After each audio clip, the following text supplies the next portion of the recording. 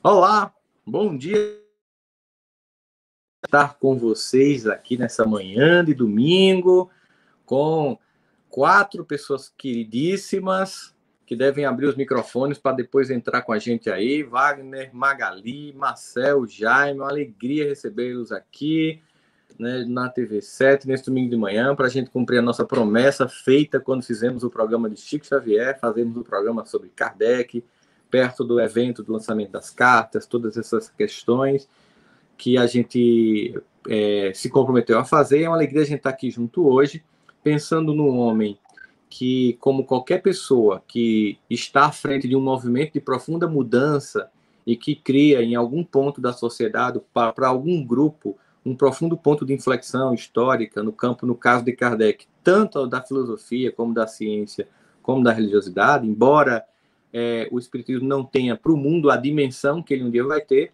Nós somos aqui os precursores, né, mais de 150 anos depois, de um movimento que ainda está se consolidando, mas que, não obstante a isso, provocará muitas rupturas. E aí a gente ficava pensando aqui, a gente conversando, né, como seria isso que muitas pessoas denominam de o bom senso encarnado? Como o bom senso encarnado, gente, encararia a total falta de bom senso que a gente vive nos nossos dias atuais. Como ele, com sua lucidez, né, o seu escrutínio extremamente racional, baseado em dados extremamente buscados, com sua pedagogia aprendida na escola de Pestalozzi, com toda a sua formação, consistência intelectual, viveria e tentaria entender um mundo quase que beirando a distopia que a gente vive hoje. Tão absurdo que é. Como ele, que procurava a razão, viveria num mundo em que as pessoas questionam a própria razão, em que questionam os postulados científicos, e aqui nada, nenhum objetivo da gente fazer uma análise da política rasa brasileira, nada disso. Kardec está muito além disso. A análise é muito maior do que essa, mas é um momento que a gente sabe que existe uma lei do progresso, a gente sabe que a lei do progresso opera, e mesmo no momento que parece que a gente está recuando, um progresso em outros níveis que a gente não consegue ver está se processando a ponto de fazer novas rupturas gigantescas no mundo que a gente tá vendo hoje. Mas eu fico sempre curioso, assim, sabe? Quando eu vejo coisas muito absurdas, eu fico pensando assim, como um homem como ele, seria mais ou menos assim, o que diria Freud dos freudianos, o que diria Kardec dos espíritas, o que diria Marx dos marxistas, o que diria muitos dos pensadores, o que diria Jesus dos cristãos, né? Mas o que diria esse homem extremamente lúcido, cujas perguntas, por si só, demonstram uma riqueza e um approach intelectual. A gente sente a consistência intelectual e, ao mesmo tempo, as limitações de alguns aspectos históricos de um homem que estava num tempo específico, que tinha as limitações dele, por isso que, de vez em quando, é acusado de machista, de racista, porque as pessoas não fazem uma contextualização histórica do momento em que ele perguntou, né, obviamente disso, mas, ao mesmo tempo, vê a grandeza, né, da elaboração das perguntas, da construção das ideias, das divisões que ele vai fazendo, e, ao mesmo tempo, um homem que tinha que fazer uma coisa que não é fácil, gente, que é gerir um movimento humano. Gerir um movimento espírita com todos os egos humanos envolvidos, interesses que em todo momento continuam, até hoje, continuam presentes, exigindo de nós, muitas vezes, abstrair um pouco disso. Lembrando de uma história que eu não lembro agora qual é o autor, que conta que um amigo vai a Roma, no século III, se eu não me engano, e ele diz, não, vou conhecer o Vaticano. Não o Vaticano que a gente tem hoje, né? A igreja na época, né? Não vá, não, eu vou, não vá, que se você for, você vai perder a fé. E ele vai, conhece, volta, e aí, você perdeu a fé? Não, pelo contrário, eu reforcei minha fé, porque se Jesus resiste a tudo isso, é porque a mensagem dele é muito forte mesmo. Então, assim, não é as instituições só, somos a nós, não estou falando aqui acusando nenhuma instituição particularmente, eu falo a nós, a nossos limites, aos nossos egos, aos nossos limites intelectuais, aos vieses cognitivos que nos fazem se enganar, se auto-enganar profundamente, defender o indefensável. Mas ele era um homem que fazia um movimento contrário a tudo isso, né? Extremamente lúcido, pensava muito. Ele deixava. A gente vê momentos, por exemplo, em que ele deixa uma fake news espírita acontecer, rodar, publica a fake news e depois ele vai lá e, com toda, né, a sensatez dele, ele vai lá e desconstrói. Ele não fica na negação, sabe? Ele vai lá, não, vai voltar Jesus. Lembra que teve uma época que começou a sair uma mensagem que Jesus ia voltar, ele publicou a mensagem, depois na revista seguinte, ainda dá tempo o povo digerir. Claro que Kardec hoje nas redes sociais seria um tuiteiro de base, assim. Digerir, né? Para depois ele vir aí, ó, peraí, calma, vamos pensar aqui conforme a gente já entende, né? Nosso sistema de postulado de crenças, toda a razão que está por trás disso, toda a moral que está por trás disso. Qual seria a lógica disso aqui? Aí, rapaz, por nem que é mesmo?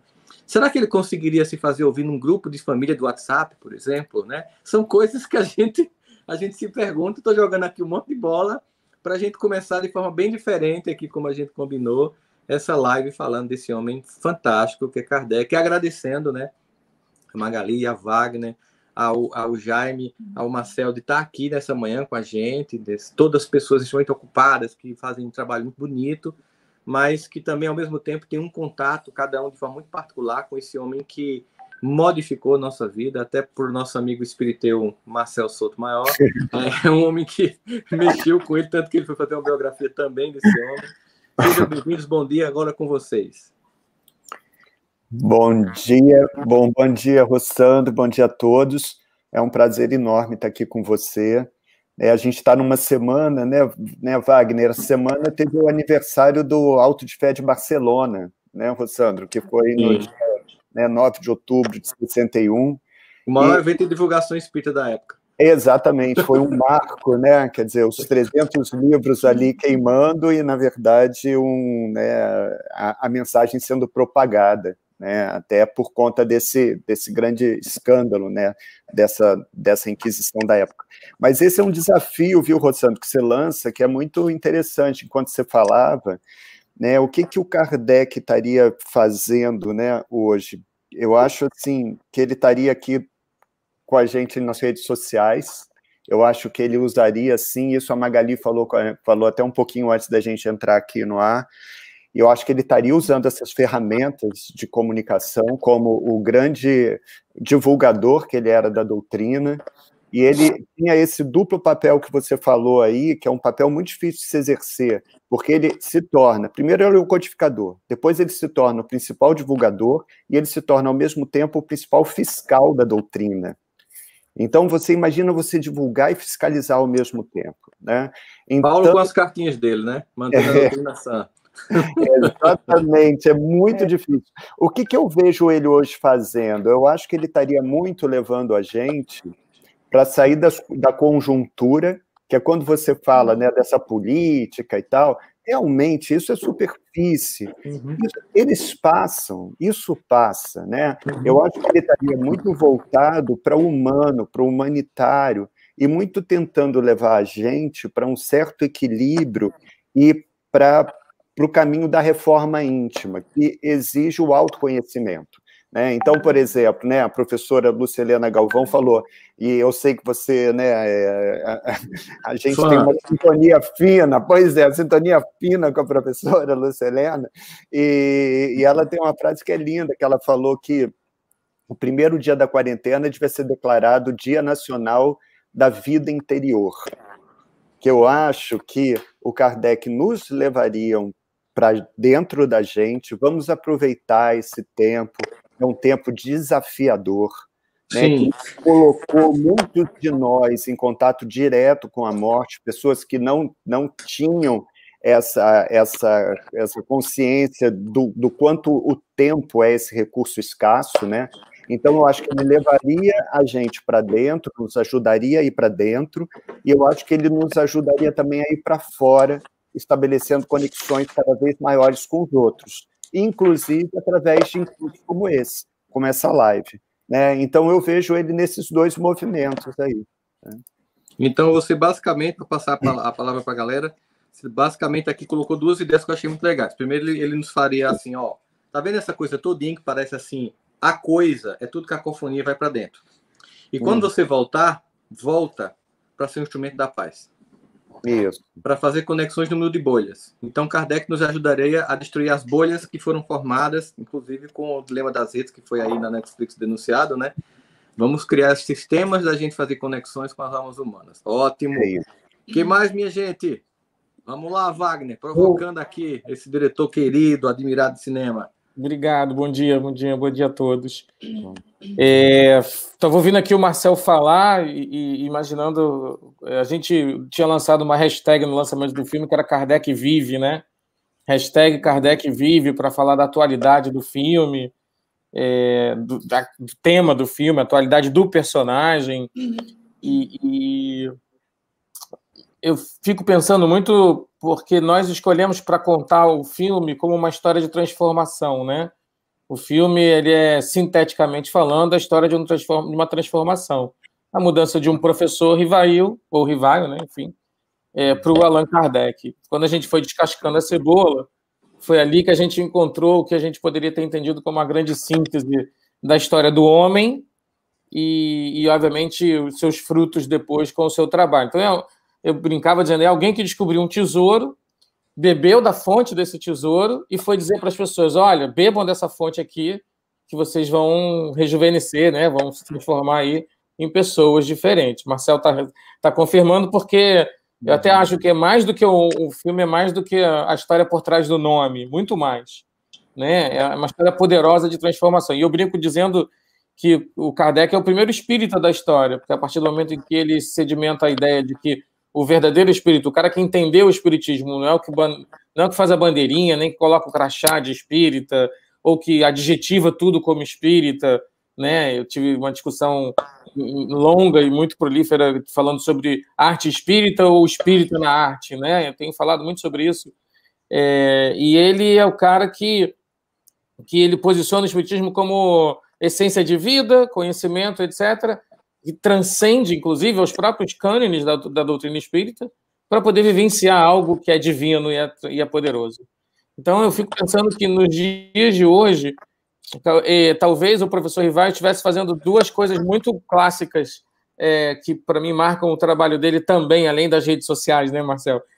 Além de ser um grande divulgador, eu acho que ele estaria trabalhando na área da ciência, pesquisando física quântica, estaria pesquisando bóson de Higgins, estaria pesquisando algo que mostrasse que nós não somos essa matéria densa, que nós somos matéria tangível, né? Que nós vivemos num mundo de irrealidade visual, por assim dizer, né? E, ao mesmo tempo, ele estaria nas áreas humanas, falando que é o grande aspecto da obra dele, para mim, um aspecto... Talvez ele também estivesse investigando viagens a Marte, né? Sondas a Júpiter, porque é um dos pilares da doutrina, né? E lá na ponta, talvez também ele estivesse participando de reuniões de materialização com um fundo de pesquisa, entender como se usa o ectoplasma para transformar a célula, como se usa o ectoplasma com a força do pensamento. São pesquisas que estão aí andando poderosamente, né? E num outro lugar que aí talvez talvez fosse o mais difícil e talvez onde ele sofresse mais, onde ele acumulasse mais e-mails e onde ele se sentisse mais, não sei se a palavra é incapaz, mas se sentisse mais filho de seu tempo, Zeitgeist, né? Assim, fruto incapaz de poder mudar o mundo nesse sentido, é o aspecto moral, né? Como é que você acelera moralmente a si mesmo e como isso... Que mecanismos podem ser viáveis para acelerar moralmente ou para agilizar moralmente a transformação das pessoas. Então, acho que ele seria um multiplataforma, com certeza, né? Ele e a Gabi, eles estariam multimídia conectados o dia inteiro, mas eu acho que nesse campo do conhecimento humano que vai transformar vidas, né? O dia que a ciência conseguir entender a potência do ectoplasma e entender que se você acumular ectoplasma numa caixa, eventualmente um espírito desmaterializado pode materializar a garganta e vir dar uma mensagem, e vir dar uma informação, dar uma orientação, um conhecimento. E quando isso for feito de uma maneira num laboratório espírita, como é o Frei Luiz, alguém citou o Frei Luiz, como os lugares onde eu frequento há 15 anos, reuniões de materialização são assim. E os espíritos, cada vez mais, eles também se elaboram nessa técnica. E essa é uma técnica científica, uma técnica de traço transformador oficial. Olha, a gente faz célula-tronco, a gente tira a célula, transforma a célula aqui, investe... Eu acho que o Kardec estaria nesse lugar hoje. estaria em contato com o pessoal da NASA, estaria em contato com... E aí, moralmente, trabalhando intensamente por questões filosóficas que ajudassem, talvez bebendo nos gregos, né? Bebendo na filosofia, na grande democracia grega, bebendo talvez na República Romana, antes do Império, né? Na grande República Romana, e dizendo, olha, nós podemos nos respeitar, beber e não repetir o erro de lá de trás, né? Olha como foram os erros de lá. Ele fez isso, na verdade, ele fez muito isso, mas talvez a gente esteja precisando reviver as bases sólidas da nossa civilização, que nos trouxe até aqui, né? Talvez ele fosse um grande crítico da Revolução Industrial, do capitalismo selvagem, mas, ao mesmo tempo, entendendo a necessidade da democracia dentro de uma sociedade... Enfim, não vamos falar de ideologia política, etc., mas eu vejo ele um cara absolutamente preparado para o mundo, porque talvez ele não fosse muito desse mundo, então ele talvez construísse bem um novo mundo. Regeneração, as pessoas...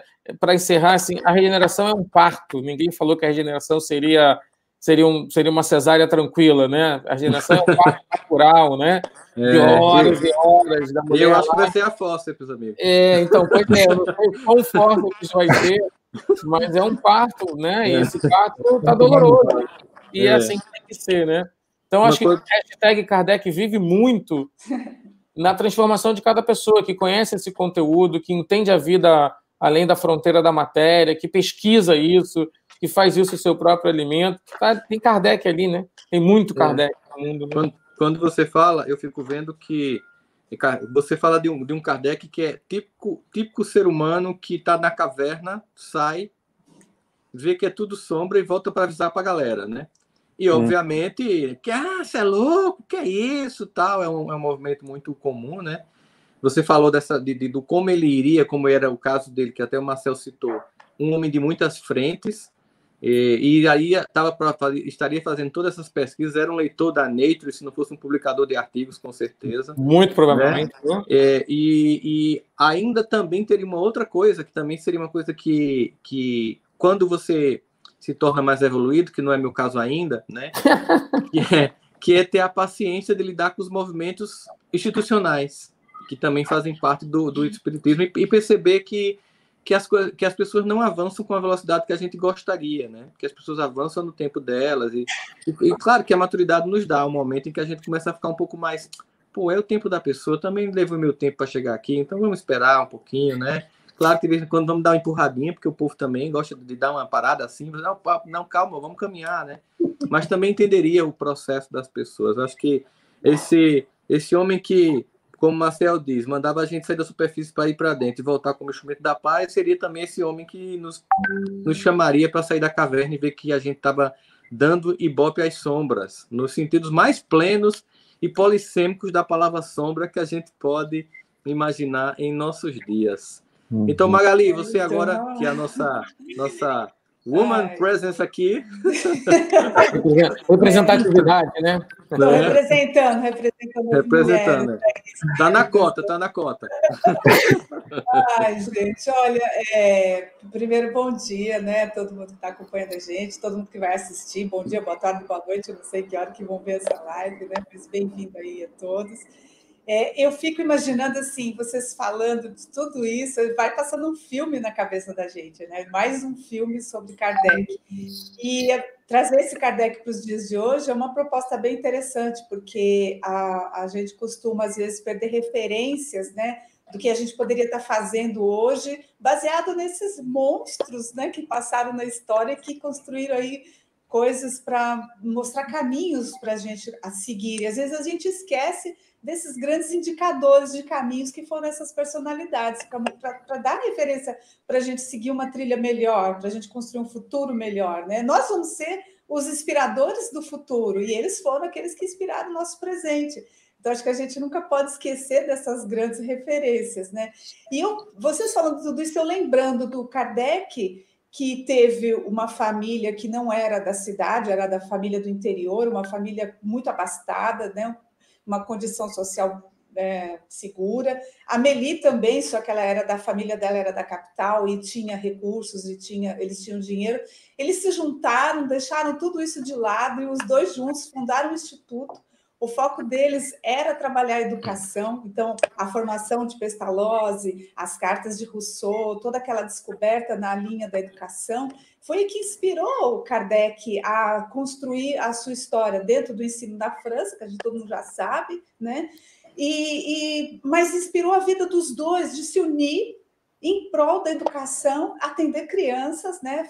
Dentro do Instituto também crianças carentes, depois deram aula gratuita às crianças, abriram mão do recurso financeiro de uma vida mais segura para uma vida mais simples, dedicada, esforçada. Então, assim, nessas cartas que vocês citaram recentes também, que eles encontraram, cartas onde ele recolhia jovens, ajudava pessoas, né? Inclusive cita aí essa história de ter uma menina que eles também talvez adotaram, acolheram, e a preocupação deles, as cartas que eles trocavam, a preocupação de levar essa educação para ela, né? Para já preparar essa criança para um mundo melhor, até que, né, dizem que aí ela parece também teve um momento que ela foi acometida por uma doença e ela desencarnou, e a partir daí eles sofreram um abalo muito grande, né? Aí eles voltaram para a cidade, ele voltou para a parte administrativa, parece que aquele sonho do Instituto, aquele sonho da educação ficou um pouco pausado pela sua dor e sofrimento,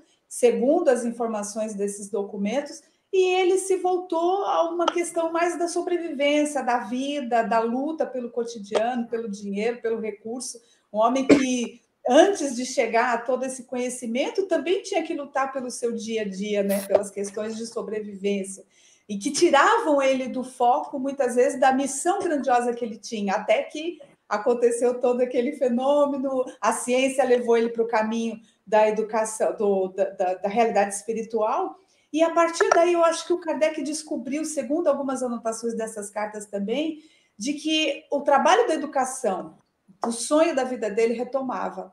Ele retomava sabendo que ali ele ia ter aquele sonho da educação, mas agora voltado para a humanidade, né? Então, eu vejo um Kardec, apesar da ciência que o Wagner falou, que ele tinha esse olhar da ciência também, mas um Kardec que estava preocupado com a educação do homem, dos valores humanos da sociedade. Então, ele era aquele que pegava um morador de rua e, como mostra lá no filme, né? Se preocupava, ia lá, levava o livro, punha dentro de casa, dava o pão. Então, ele queria que aquele ser humano se reconstruísse dentro de si mesmo, encontrasse essas verdades da realidade espiritual, mostrando que a vida não era só aquilo, que a dor não ia passar, né? E que era um ser em evolução, em crescimento, que poderia ter uma condição melhor. Então, ele se preocupava com as pessoas.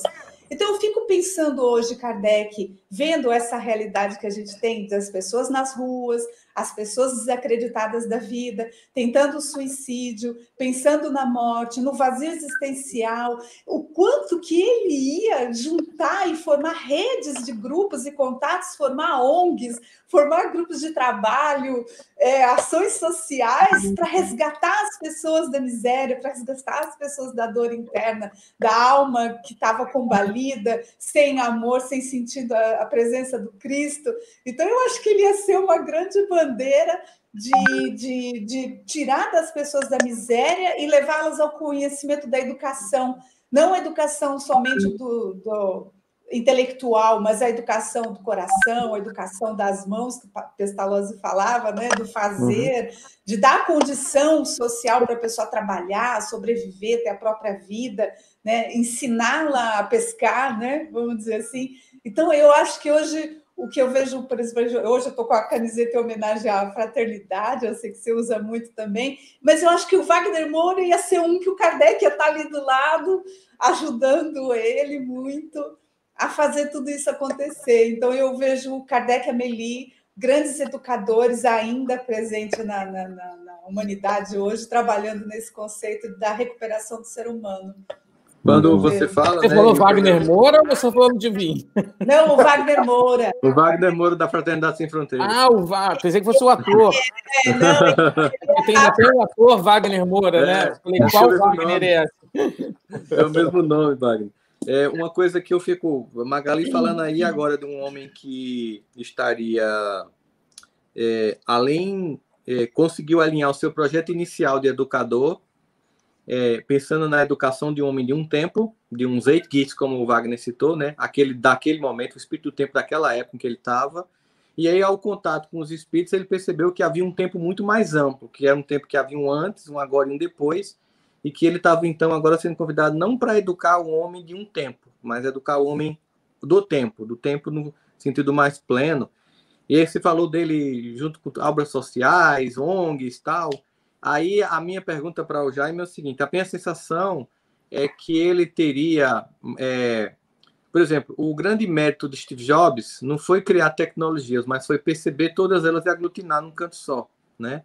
Essa capacidade de perceber as muitas coisas que estão acontecendo e entender que aquilo se conecta e entregar um produto único, né? Às vezes eu, brincando, digo assim, doutrina espírita é um combo que reúne de forma mais sofisticada aquela espiritualidade que tinha se tornado meio vulgar, com coisas de adivinhação, e ele vai e tira ele desmistifica aquilo, ele traz filosofia, traz ciência, né? E traz princípios morais, ele teria uma vida prática, ou seja, ele pega e percebe que você pode agir baseado nos princípios do evangelho, assim, de forma muito ampla, não somente no sentido religioso, ou no sentido moral, ou no sentido filosófico, mas que, de fato, tinha que ser, para funcionar, tudo ao mesmo tempo, né? Tinha que ser uma conexão profunda de todas essas coisas, para que você, de fato, mostrasse que não é um produto deslocado do seu tempo, tipo a ideia um grupo de salvos aqui, uma redomazinha, e isolado do planeta e todas as suas dores, suas angústias, o seu dia a dia. Não é também um isolamento para uma evolução espiritual deslocado da dor da humanidade, que eu não posso crescer enquanto o irmão meu está mal. Seria como alguém que ganhou na Mega Sena, mas descobriu que o irmão está com câncer, como ser feliz, né? Ou seja, há um sentimento de que a dor do mundo também é minha dor. Você percebe que é um homem que conecta tudo, né? E vê em todo o projeto humano um lugar para agir e trazer essa mensagem de despertar no nível pessoal, despertar no nível coletivo, o despertar da própria ciência com uma quebra de um paradigma materialista para um paradigma mais espiritualista, sem negar a contribuição do positivismo cartesiano, com tudo que trouxe. Inclusive, ele usa como, digamos, base epistemológica para a construção inicial da própria codificação. E aí estaria, obviamente, e a gente fala de um homem que certamente continua, porque ele continua existindo espiritualmente, né? E que onde ele estiver está fazendo exatamente mais ou menos, talvez a gente esteja aqui dizendo até mais do que isso. Mas essa capacidade aglutinadora dele é fantástica. E aí, Jair? Pessoal, eu estava ouvindo cada um falando, aí minha mente estava juntando, fazendo exatamente essa junção do Marcel até a Magali passando pelo Wagner. A gente tem muito desejo que Kardec trouxesse respostas ou trouxesse condução para várias questões que estão acontecendo agora no nosso tempo. Mas tem uma frase lá no filme que me chama muita atenção, é quando ele tem contato com as mesas girantes, ele fala assim, olha, eu vejo que aqui tem alguma coisa que vai mudar tudo. Que vai mudar tudo. Então, por mais que a gente deseje que ele esteja com as causas sociais, ligados a tudo aquilo que a gente acha que tem que arrumar, antes de tudo, Kardec foi uma pessoa extremamente corajosa, porque ele desafiou o sistema. E quando fala desafiou o sistema, com 22 anos, o cara publicou lá um manifesto para dizer, olha, a forma de fazer educação está toda errada. A gente precisa mudar isso aqui. E isso incomodou.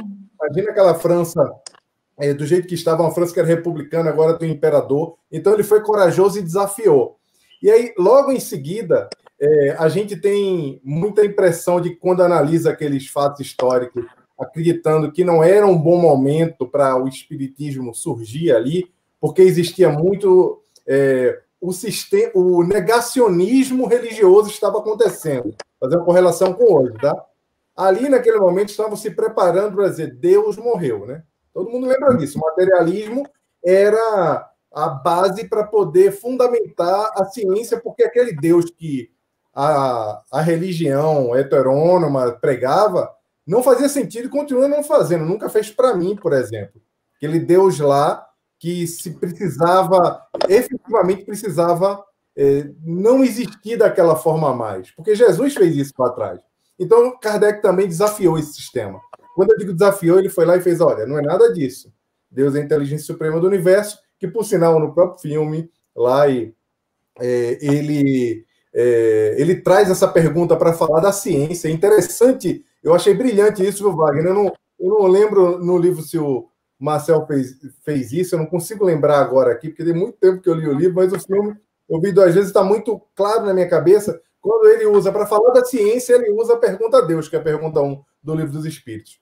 Por que eu estou falando isso para falar com o que está acontecendo atualmente? É que naquela época existia um negacionismo religioso, e ele trouxe uma proposta, e não se preocupou o quanto aquilo ia ser difícil, e foi. E hoje a gente vive um negacionismo científico também. A gente vive uma polarização, que essa polarização, boa parte dela, é ancorada no negacionismo científico. Então, para mim, Allan Kardec, olhando o homem corajoso, ao mesmo tempo super-humano que a gente vê nas cartas, que não se furtava a responder a todo mundo com carinho, com humildade, a gente vê um homem que ia se preocupar com coisas extremamente relevantes na humanidade, como a inteligência artificial e o quanto ela vai afetar o mundo, como o próprio Harari traz, o que vai afetar a vida da gente, vai acabar com a nossa privacidade, volta no dilema das redes, a nanotecnologia, e como a nanotecnologia pode afetar, e eu entro no que o Wagner falou, como a nanotecnologia, a nanociência, pode ser impactada pelo ectoplasma, pelo fluido cósmico universal, para ajudar nessa evolução. Aí a gente vê o cara lá, o fundador do espiritismo, a pessoa que estava desenvolvendo a metodologia científica, evocando os espíritos para dizer, ó, precisamos contribuir com isso aqui. E se aproximando da NASA, da ciência, para saber o quanto a espiritualidade, na erraticidade, estava disposta a influenciar na nossa ciência aqui, para ajudar a catalisar o conhecimento. E podia ser que os espíritos dissessem, olha, a gente não pode intervir em nada, vocês estão num bom caminho. E a gente se frustrasse aqui. A outra coisa, só para concluir, é que a gente, via de regra, pensa assim, não, Kardec seria um youtuber, Kardec estaria em todas as redes sociais. Eu já falei isso, inclusive, em outros artigos que eu escrevi, mas ele não estaria preocupado no mundo digital em estar presente, não, gente, como a gente está, não. Todo mundo quer ter lá o Instagram, bota o filtro, fica bonito, faz o YouTube, olha lá a curtida. Kardec estaria nas redes sociais, nas mídias digitais. A dedicação dele, eu penso que seria na educação midiática.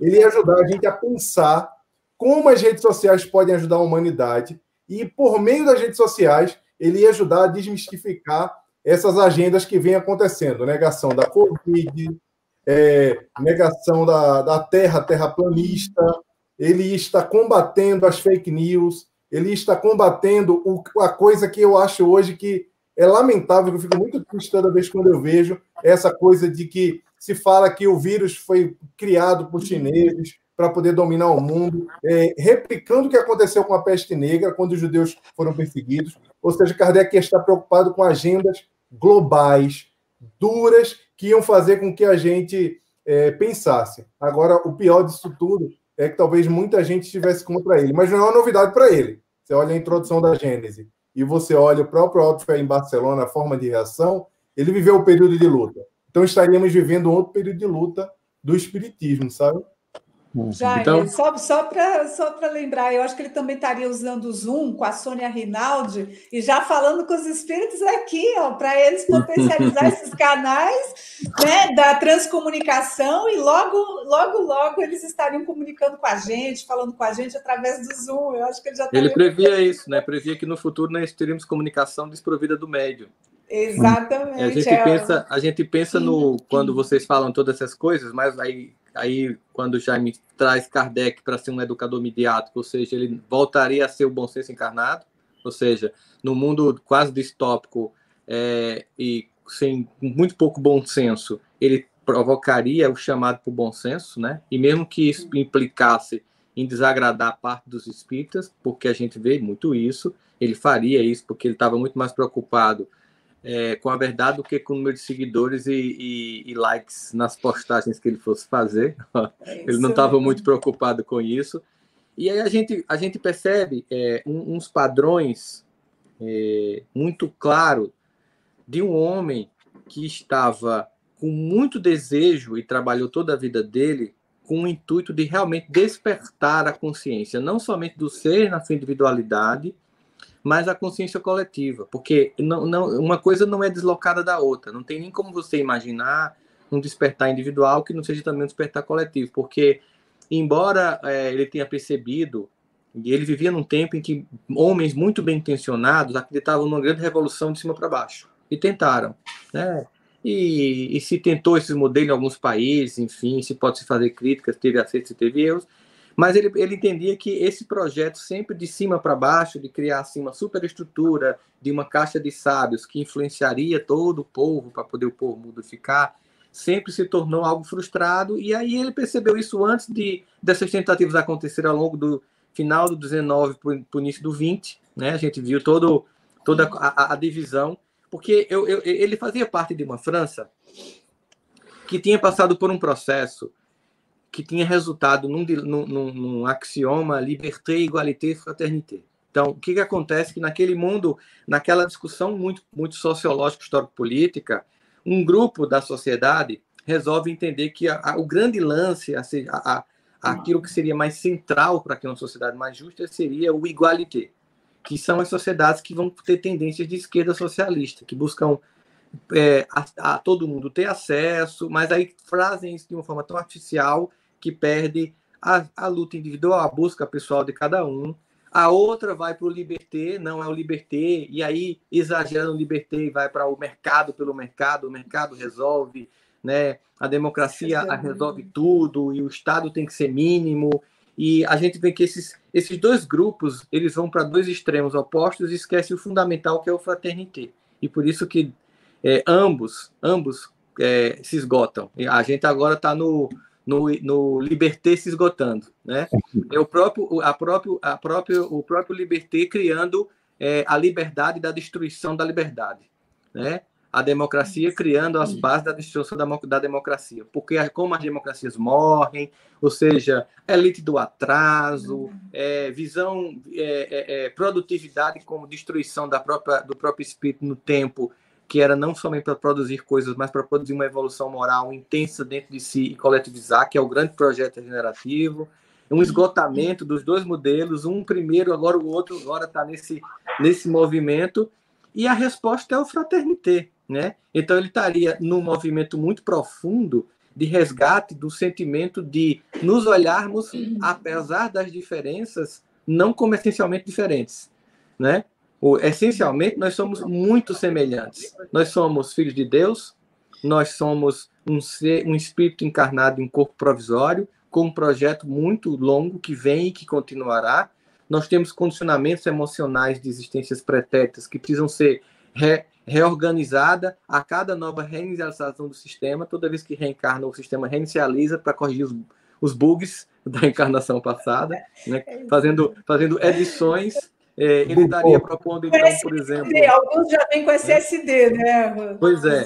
Alguns estariam com a ideia desse... Quando o Wagner estava falando de uma caixinha de polvo ectoplasma, eu lembrando de geleia dos caça-fantasmas, né? Que prendia aquela coisa ali. Eu lembrando disso. E lembrando assim que imagina o avanço dessa pesquisa, porque quando Jaime trouxe as tecnologias que estão revolucionando pela primeira vez, e esse é um mundo que a gente vai mudar muito rapidamente, ou seja, pela primeira vez nós temos não uma disruptura acontecendo, mas uma conjugação de disrupturas que se autopotencializam. E você imagina, por exemplo, CRISPR na genética, que hoje tem gente que assiste aula no YouTube, compra os equipamentos, faz CRISPR em casa, no quintal.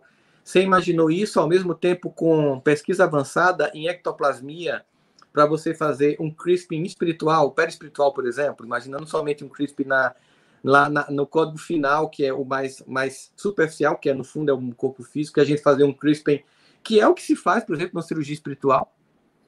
No fundo é isso, é um CRISPR, uma cirurgia espiritual é um CRISPR já feito. Agora, imagina isso ser descrito e não ser mais místico, e não ser mais, sabe, médios com escândalos. Não, isso aqui é assim, funciona assim, sabe? E a gente abriu o sistema Unimédium realmente para vender os planos de saúde para a galera, para fazer brincadeira aqui à parte.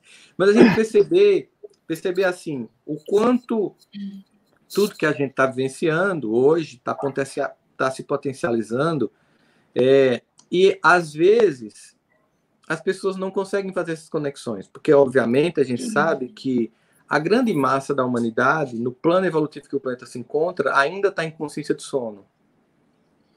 que eu brinquei bem no início das lives falando que tem um grupo de despertos, um grupo de espertos e um grupo enorme que dorme. E que o projeto regenerativo seria a balança que era muito mais dos espertos para os despertos começar a mudar muito mais para os despertos do que para os espertos. E esse miolão aqui do meio, por osmose, e pendendo para despertar a consciência. Aí você percebe assim, que ao mesmo tempo a proposta dele, do cristianismo redivivo, né, dessa promessa, é uma proposta assim, você tem uma profunda responsabilidade em sua reforma pessoal, porque ela é quem vai fazer a reforma coletiva. Você tem um grande papel de construir suas transformações íntimas, e isso é intransferível, isso não passa por terceirização, né? Isso não passa por você colocar, delegar para ninguém, mas uma profunda responsabilidade. Quando ele faz esse movimento, e é interessante quando o Wagner ele pensa assim, não, a gente vai mostrar no filme a trajetória de um homem, né? Porque assim, se você for observar grandes nomes da religiosidade que começam com uma negação e se convertem num grande divulgador, como o próprio Saulo de Tarso, né? Que ele também faz uma trajetória de negador, ele vai para negar e termina se convertendo e se torna um grande divulgador, e é um homem que continua acontecendo, porque Paulo não se transforma em Paulo em Damasco, né? Ele ainda está lá na segunda carta a Timóteo, sendo um homem transformado. Então, Kardec é um homem que vai se transformando ao longo da trajetória do contato dele com a doutrina espírita, deixando para nós, e quando você faz essa escolha, Wagner, junto com o Marcel no livro, no filme, de falar muito da trajetória de um ser humano, que por mais grande, genial e muito rico que seja, é um ser humano, com todas as dificuldades humanas, você traz ele para próximo da gente. Você tira aquele homem do natural rosto sisudo, que era como as pessoas se fotografavam na época, que não era a época do selfie com filtro, né? Tinha que ser realmente com toda aquela seriedade que as fotografias, e aquele homem quase que inatingível, né? É um homem que tinha todas as dores humanas e que não se furtou de fazer sua caminhada, né? Deixando para nós assim o recado, nós temos que fazer nossa caminhada, e a nossa caminhada feita junto com, digamos assim, apoiada, no sentido mesmo de suportada, como a irmã Rosária coloca no capítulo 5 do Evangelho segundo o Espiritismo, sobre nosso objetivo é nos suportarmos uns aos outros, no sentido de dar apoio uns aos outros. Nossa caminhada agora, apoiada, suportada, na base de uma racionalidade moral que ele trouxe junto com os Espíritos, que ele não tinha, né? Ele constrói, digamos assim, uma estrada muito mais lúcida para fazer essa jornada, que diminui muitos riscos de desvio. Ele cria, junto com a espiritualidade, um arcabouço de conhecimento que, de vez em quando, ele é tão digamos assim, mais ou menos, grosso modo, para comparar, com uma preocupação de Steve Jobs com o iOS, de criar um sistema tão fechado que, por mais que alguém tente atacar, ele é muito orgânico no sentido de se defender. Então, você percebe que, em doutrina espírita, por mais que vez ou outra surja alguém querendo criar um racha, não consegue. Porque a construção desse paradigma da terceira revelação, ele não se permite a interpretações muito viajosas, entende? Assim, não, vamos criar aqui um espiritismo à direita ou à esquerda, ou ao centro, ou esotérico, ou, sabe? Existe uma...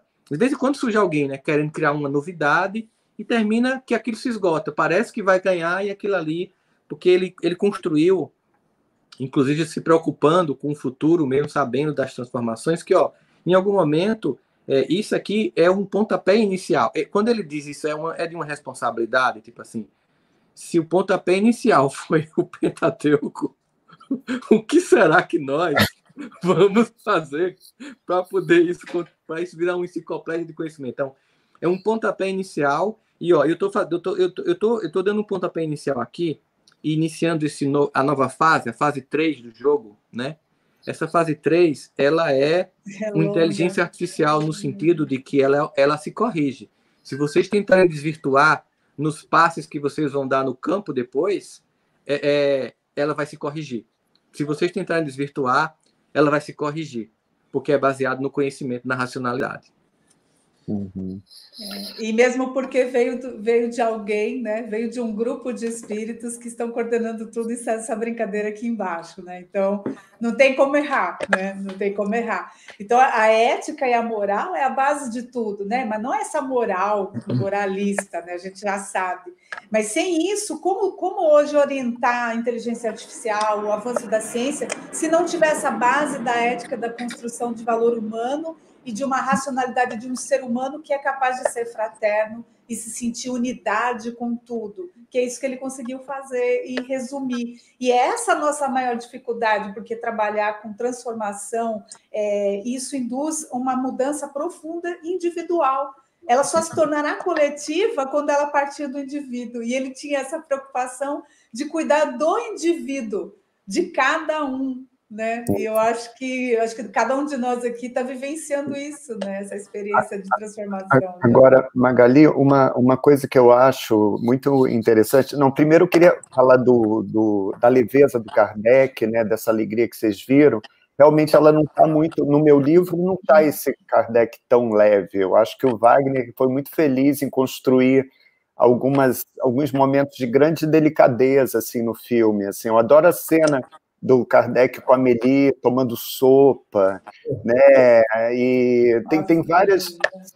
Ali a mágica do cinema acontece, né? Você vai além do texto e realmente ali com Leonardo vivo, dando vida né, tão intenso, dando vida ao Kardec em situações domésticas dessas, isso é o cinema, né, Wagner?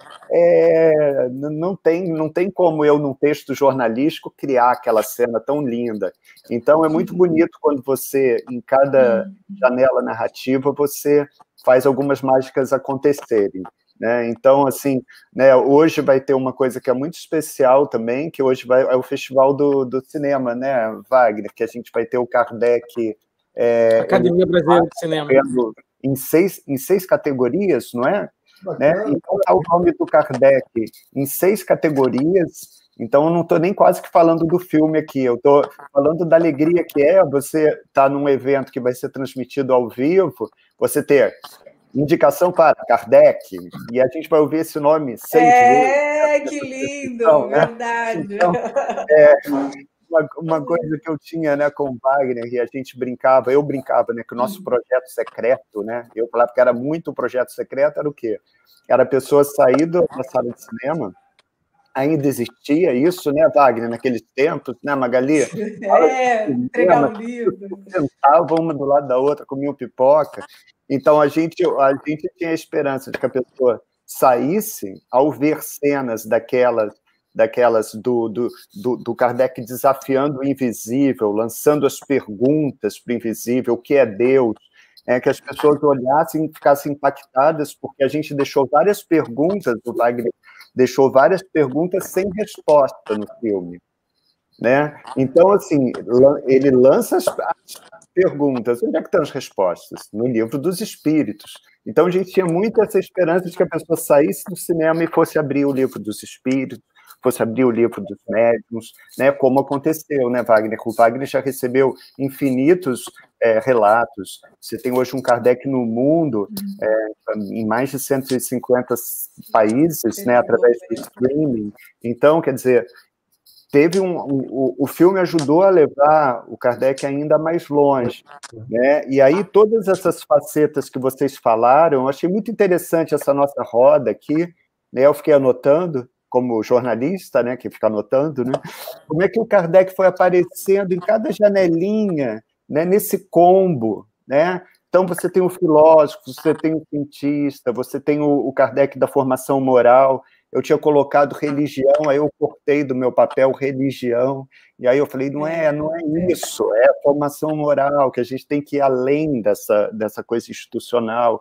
Então, né, o despertar do pessoal do coletivo, o bom senso encarnado, o educador, que a Magali lembrou bem, esse cientista, né, que aí a gente entra no que o Jaime falou, eu acho que ele ia identificar essa oportunidade e essa urgência de a gente ir além do materialismo na ciência. Isso já foi, isso acabou. O negacionismo científico que fecha os olhos para o extrafísico, isso não pode mais existir.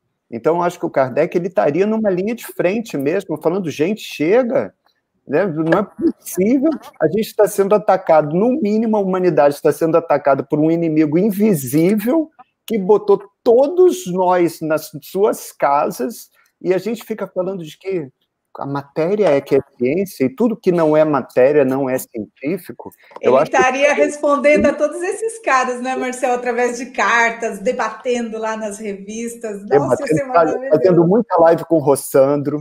Deixa eu fazer uma pergunta para o Marcel e para o Wagner, viu, Rossandro? Aproveitar. É porque a pergunta que não quer calar sempre é das cartas, gente. O que as cartas... Agora, vê, o Marcel que escreveu a biografia, o Wagner filmou também essa biografia com esse brilhantismo da humanização, né? Eu faço um estudo do livro Obreiros da Vida Eterna e toda vez que eu falo em André Luiz, eu falo, aqui o André Luiz está sendo a gente. Então lá a gente vê Kardec sendo a gente também. O humano que está ali, né? Essa humanização que a gente vê na obra do André Luiz também. O que é a carta? A gente viu já que nas cartas a gente viu um Kardec super humano, humilde, falando com o chefe da polícia ali, com aquela seu servo humilde para o chefe da polícia, ele se coloca dessa forma. Ele falando, ele quando não responde a alguém, ele fica pedindo 1000 desculpas, mostra que respondeu, olha, não chegou aí, enquanto a gente vê que hoje em dia as celebridades se afastam muito mais das pessoas.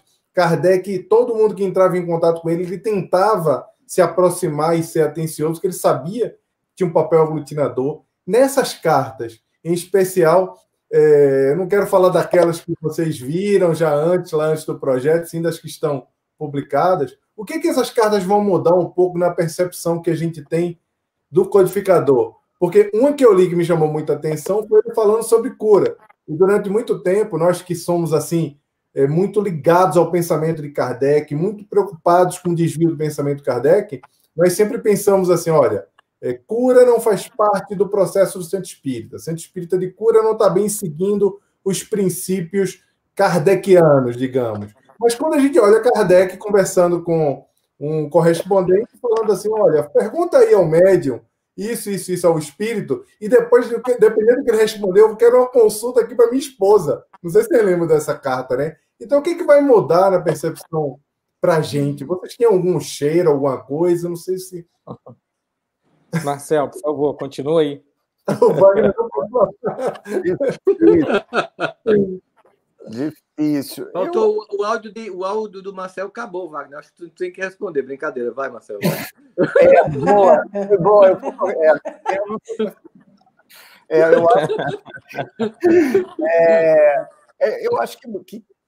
Eu acho que as cartas vão confirmar visões que a gente já tinha do professor, e eu acho assim, que eu acho que para ele não tinha muito... ele não era um homem de muitas interpretações. Tá? Ele não seria aquele que falaria assim, cura nem pensar. Eu acho que o que ele falaria sempre era cuidado com as ações. Essas ações elas têm que ser conduzidas com muita responsabilidade e de acordo com uma vigilância interna e uma vigilância também do entorno constantes. Eu vejo assim, eu acho que vai aparecer esse Kardec sempre muito equilibrado, muito equilibrado. Nunca um Kardec que vai chegar, isso não pode definitivamente. Eu acho que vale o bom senso, vale a responsabilidade. Então, cura vale também.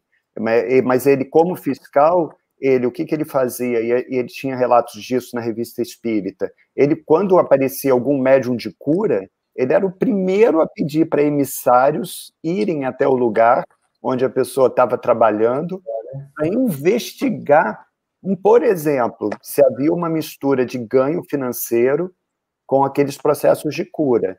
Então, ele estava em alerta. Mas eu tenho certeza que vai aparecer esse Kardec que, ao defrontar com um médium abnegado, desinteressado por qualquer ganho financeiro e honesto, ele vai abraçar o processo de cura e tratar esse médium com muita discrição, para não colocar esse médium num pedestal, que é sempre um lugar perigoso para se estar nessas condições, né?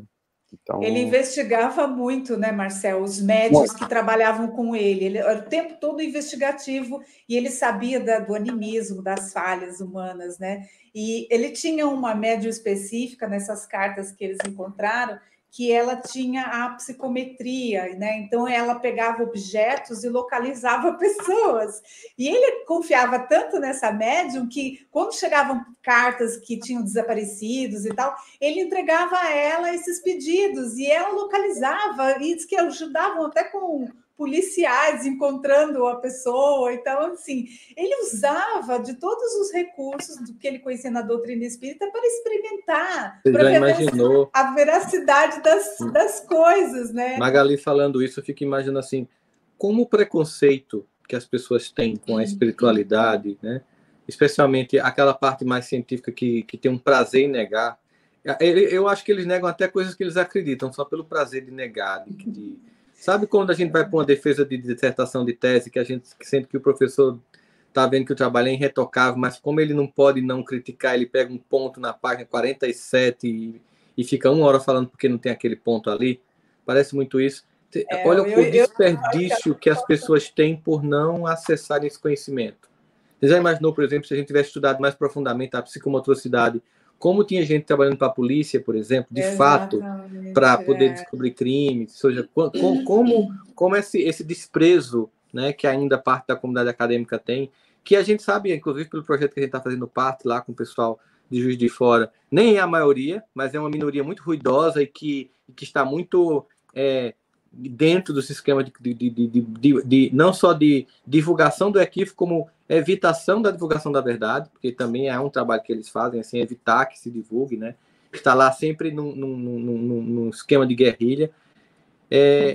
Aí aquela coisa, né? Porque assim, fala dessa questão da humanização do Kardec e, ao mesmo tempo, é a sensação que, claro, eu vou falar isso aqui, mas não vai nem dar para a gente discutir, é que, às vezes, a minha sensação, eu falo por mim, tá, gente?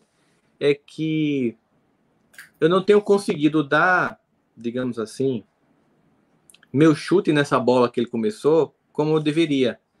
A minha sensação é que eu estou parando e olhando o campo sem querer fazer um movimento maior, sabe? Por que, Sandro? É porque assim, sério, porque assim, a minha sensação é essa doutrina é uma coisa tão grandiosa, e ela ainda está tão apequinada por nós, entende isso? Né? Ela está apequinada por nós, ela é grandiosa, mas está apequinada por nós. Assim, a sensação é, pô, o que é que eu posso fazer mais para poder porque assim, é tipo assim, ele dá um chute enorme, aí ela passa metade do campo, a gente tá a 3 metros do gol e parou. Sabe? A sensação que eu tenho é essa. Ô, Sandro, eu tenho a impressão que os espíritos estão esperando, respeitando o nosso livre-arbítrio, sabe? Porque, por exemplo, no Arigó, a gente começou a campanha do filme, depois parou por causa da pandemia, e a gente fez umas pesquisas. No Arigó, os espíritos disseram a ele, assim, teve um fenômeno de cura no meio de uma praça, e os espíritos falaram para ele que aquilo só aconteceu porque havia essa permissão. Mas se como ele não pudesse... são pacientes, Magali, se ele não pudesse participar, olha só o que o Fritz falou para ele. Nós iríamos materializar em praça pública e curar a menina da mesma maneira. Então, assim, eles tinham a opção de aparecer em praça pública, na luz do sol, né? Rompendo esses conhecimentos de ectoplasma e física e luz e tudo, eles iam romper isso facilmente, aparecer, curar e ir embora. E causar um alvoroço. Agora, então, eu penso assim, a espiritualidade pode fazer o que eles quiserem. Eles não fazem em respeito ao nosso livre-arbítrio, ao tempo das coisas em que a gente tem que amadurecer, porque o nosso fruto, se amadurecer muito rápido, não vai dar certo. Tem que ser lentamente para ter aquele sabor, aquele gosto, né? Aquela coisa. Mas a gente também não pode confiar nessa ideia para poder não fazer mais, para não fazer. Sim, a gente fica, não, eles têm paciência, e às vezes isso é um desculpismo que a gente se dá para não fazer um movimento mais intenso, entende? Sim, existe uma linha tênue que separa o respeito que os espíritos têm sobre o nosso tempo e existe uma preguiça, às vezes, mesmo, também, sabe? Uma incompetência, ou uma leniência, sabe? Ou, sei lá, que faz com que a gente esteja assim na cara do gol e, putz, o que falta para dar o chute, entende? Assim, às vezes eu me faço essa pergunta, não faço o movimento nem as pessoas, porque eu não posso responder por ele nem pelos outros, eu faço roçando, sabe? Eu acho que cada um de nós faz a gente. como é que eu posso intensificar, né? E isso não tem a ver com quantidade, tipo assim, vou fazer mais palestra, vou fazer mais live. Não, porque isso aí é uma visão muito reducionista do que é intensificar esse movimento, né? É uma intensidade muito maior. Não, Rossano, mas assim, eu vou te falar, assim, você faz muito, e eu acho que muitas vezes as pessoas não sabem, as que acompanham aqui, é porque a gente está vendo aqui o Rossandro aqui na live, mas tem um Rossandro dos bastidores, que é um Rossandro que participa das calls aqui só com a gente, fora das transmissões, que você está sempre dando dicas para a gente de como ampliar nossa voz, de como levar nossa mensagem ao maior número de pessoas possível, né? A Magali, né? Magali sabe, assim, quando eu comecei a entrar em redes sociais, o Rossandro deu várias dicas valiosas, assim, até tecnológicas, assim. Então, você tem uma preocupação de levar a mensagem cada vez mais longe, assim, eu vejo isso, né? Então, agora, uma coisa que eu estava pensando a partir do que o Jaime falou, do que a Magali estava falando também sobre esse Kardec, o que as cartas vão mudar, é uma coisa curiosa, Jaime, que só agora que isso me veio na cabeça. É o seguinte, você tinha um Kardec muito discreto e muito estratégico, e silenciando muito, inclusive para não lançar luz sobre médiums que poderiam, por exemplo, ser desvirtuados por perigos, né, que o Chico Xavier sempre dizia, como vaidade, né, como ambição. Então, ele tinha esse cuidado. A partir do momento em que rascunhos de cartas, textos que ele não publicava, que eram privados, vêm à tona, talvez alguns segredos de Kardec também, dessa descrição, sejam revelados. Aqueles cuidados que ele tinha, né, que ele tomava, para não atrapalhar, como o tempo já passou e tudo, talvez alguns desses segredos venham à tona, agora sem risco de contaminar os médiuns no entorno. E o ambiente... Está vindo ali, porque o Wagner está dizendo está meio concordando ali, né, Wagner? Eu estou refletindo também. Eu vejo que a gente teve acesso a essas cartas, né, Marcel? A gente passou boas horas com elas, vendo tudo que tinha ali, destrinchando tudo, bastante tempo, enquanto o Marcel ainda estava desenvolvendo a parte final do livro. E eu acho que tem algumas coisas que funcionam do ponto de vista de dizer cartas secretas de Kardec. Eu aprendi com o Eduardo Bueno que a história você reescreve todos os dias, né? Porque ninguém tem o domínio do que foi. E olhar para trás é de uma desvantagem absurda para quem ficou lá atrás. A gente não sabe como foi. O nosso exercício de fazer o filme é tentar elucubrar contexto, né, pessoas, etc. Mas nunca vai ser igual, vai ser sempre representação. E talvez, como Emmanuel narrando Paulo Estevão, como Emmanuel narrando há 2000 anos, aí você vê como era, porque ele viveu, né? Então isso é transcendental e fantástico em termos disso. Então, qualquer coisa que esteja escrito lá nas cartas por Kardec são resultados de um tempo, e mostra primeiro a nossa ineficiência em trazer para a gente um cara que codificou um conhecimento e botou ele na parede, mitificou ele, quando era tudo que ele não queria, né? Ser mitificado, ser endeusado. E a outra coisa como também nós fomos ineficientes em prender esse conhecimento numa caixinha chamada Centro Espírita, não Espiritismo, mas numa caixinha chamada Centro Espírita, e fazer nós e eles, né? Nós e eles também no centro do movimento espírita é muito ruim, porque Kardec foi procurar cigana, né? Kardec teve leitura de mão, Kardec teve o olho curado, porque ele quase ficou cego. Essa história da filha, eu acho que é muito barulho por nada do ponto de vista do ser humano porque ele adotou um monte de gente, ele ia botar um monte de criança na Ville de Ségur. Então, o que eu acho também é que não tem nada de novo para dizer, o Marcel falou, porque, obviamente, tem algumas informações que a gente viu lá, e são informações relevantes, sim, mas nada que a doutrina espírita já não tenha cavucado de alguma maneira. eu gosto de pensar de novo, se é para entender o Kardec lá atrás, é para ver o que ele pode fazer por nós hoje. Ele não quer ser o Kardec, ele quer que as pessoas entendam esse conhecimento aí que liberta, e é bem dito como educação, ou enfim, ou moralmente, do trabalho social, ou nas redes sociais. Mas, gente, ele deve estar com muita irritação com os espíritas. Ei, hello, vamos lá, né? Vocês não são melhores do que ninguém. Vocês não são os mudadores, os transformadores do mundo. Vamos sentar aí, vamos baixar a bola, falando do termo do futebol. Vamos, ei, para de dizer que vocês sabem o conhecimento todo. Não, nós não sabemos.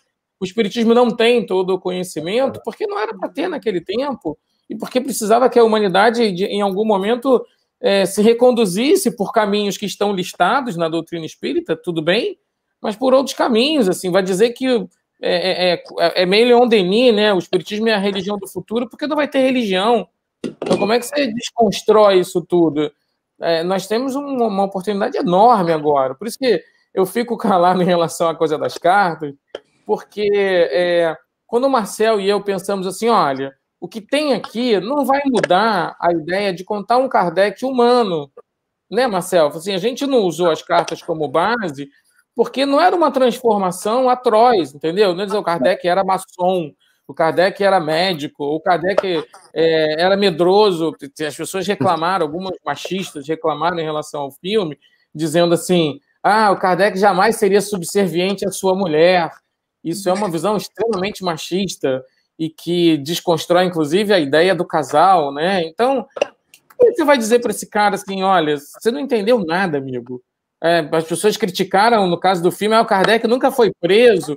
Você vê algumas cartas, e tem outros documentos que a gente viu também, do Kardec tendo que ir na delegacia de polícia se explicar. Caramba, a França vivia sob segurança nacional. Então, essas cartas, assim, desculpa, eu fico muito com o pé atrás do ponto de vista, porque eu já vi o conteúdo e fico muito com... Tem um novo Kardec? Não tem um novo Kardec. Não tem. Não tem um novo... É o mesmo Kardec. É a mesma pessoa, somos nós, assim, entendendo... De novo, o erro está dentro da gente, de achar que... nada... Dá para vivenciar esse negócio direito?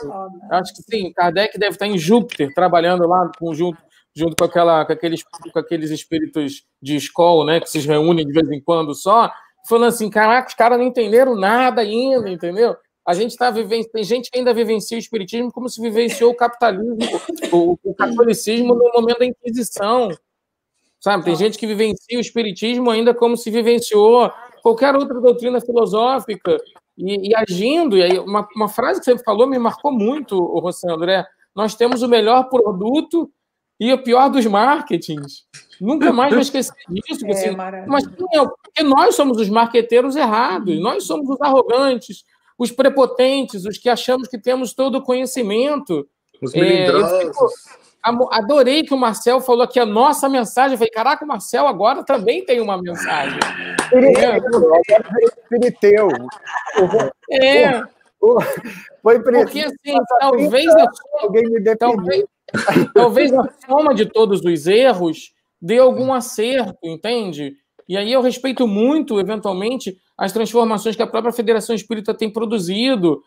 Não tem que se meter em todos os assuntos nacionais. Mas a gente tem que baixar a bolinha e entender que aí sim tem algo correndo paralelo a nós num outro padrão de existência que é muito mais poderoso, que é este país está conectado por 25, 35, 45 mil centros que falam de espiritualidade em 5 mil cidades. Esse país está conectado por pessoas que entenderam que conhecimento aliado à ação é produtor de transformação, qualquer que seja isso. Revolução social, que ele falava. Esse país está pronto para produzir essa nova geração de pessoas que vão reencarnar com empatia pelo outro. Agora, olha como é que nós, do ponto de vista das fraquezas humanas, né? Kardec vivo hoje em dia, né? Quem disse que ele seria brasileiro? Por que ele teria que ser brasileiro? Porque o Brasil é o país do futuro. Alguém já parou para pensar o quanto o Brasil fracassou nos últimos 50 anos?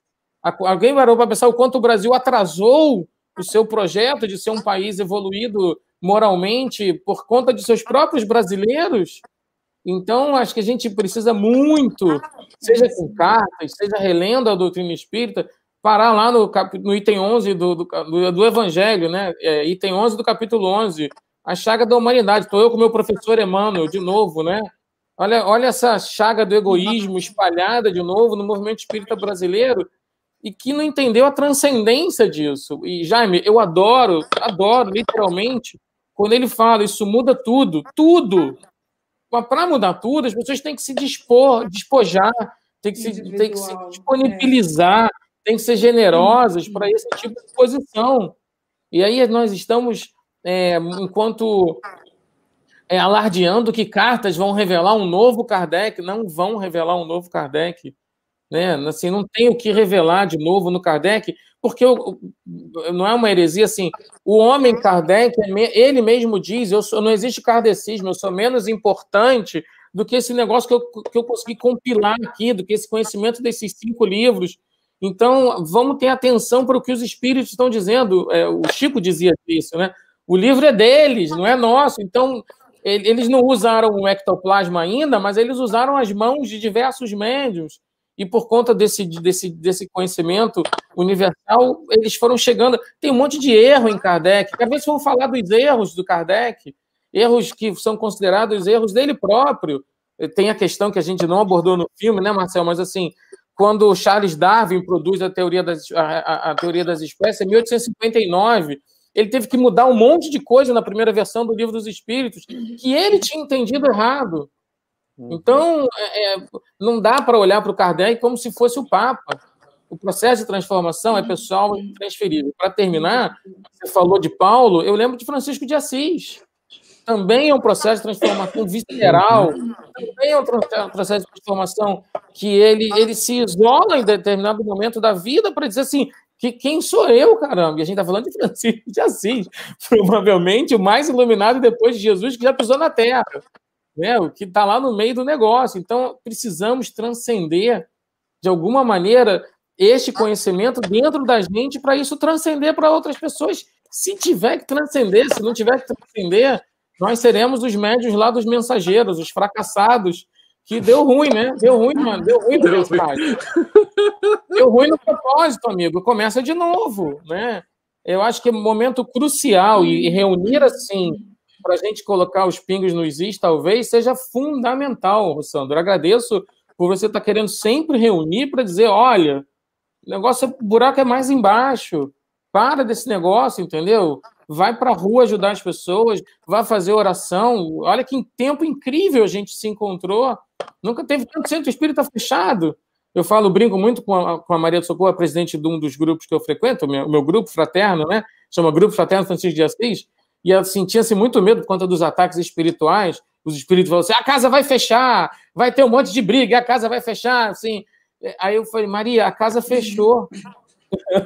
Não foram eles que fecharam a casa fechou e a gente continuou com o nosso movimento, continuou se dando cesta básica, continuou se tentando fazer o auxílio social, continuou se estudando o Livro dos Espíritos, o Livro dos Médiuns, ou seja, a gente continuou. Eles devem estar pé da vida, né? Porque, assim, queima o livro, Marcel falou, queima o livro, mas não queima a ideia. Então, é hora da gente, literalmente, encontrar esse novo conhecimento espírita nesse novo mundo. E não é reformador, não é transformador, não é revolucionário. De novo, a gente está falando das mesmas bases, liberdade, igualdade e fraternidade. Então, vamos abaixar a bola, né? Tocar a bola para o lado, para o companheiro, fazer o simples, que o gol vai sair. Minha grande pergunta que eu faço hoje em dia para a espiritualidade, eles não me respondem, tá? Eu não tenho essa mediunidade, não. Mas minha grande pergunta é, como é que vai ser? Porque eu sei que vai ser. Né? Eu sei que essa galera que está tendo a última chance, que não tem empatia, que é desumana, que não consegue olhar o outro, que nega a realidade, que nega a verdade, essa galera não vai voltar mais, gente.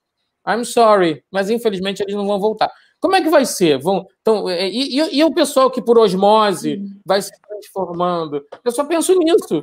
Porque, assim, curiosamente, egoisticamente, eu queria saber, me mostra como todos os rios vão chegar ao mar. Como é que os rios do Oriente Médio vão chegar ao mar da espiritualidade suprema? Como é que os rios da Índia vão chegar? Como é que os rios da China vão chegar nesse lugar? É isso que eu acho que Jesus, Kardec, esse cara devem estar pensando em questões macro, porque na década de 90 eles falavam assim, vocês têm que ter muita força, vocês têm que ter muita resiliência. Aí a gente saía da reunião mediúnica assim, puta, vai ser tsunami, vai ser meteoro, né? Vai estar ruim geral, os dinossauros vão voltar, né?